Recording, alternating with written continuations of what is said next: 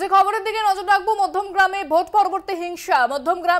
পরবর্তী হিংসা বিজেপি কর্মীদের বাড়ি ভাঙচুরের অভিযোগ। মধ্যমগ্রামে কিন্তু ইতিমধ্যেই ভোট পরবর্তী হিংসার খবর পাওয়া যাচ্ছে, যেখানে বিজেপি কর্মীদের বাড়ি ভাঙচুরের অভিযোগ উঠছে। মধ্যমগ্রামে ভোট পরবর্তী হিংসা বিজেপি কর্মীদের বাড়ি ভাঙচুরের অভিযোগ, বাড়িতে হামলার অভিযোগ তৃণমূলের বিরুদ্ধে। বিজেপির গোষ্ঠীকন্দল পাল্টা দাবি শাসক দলের।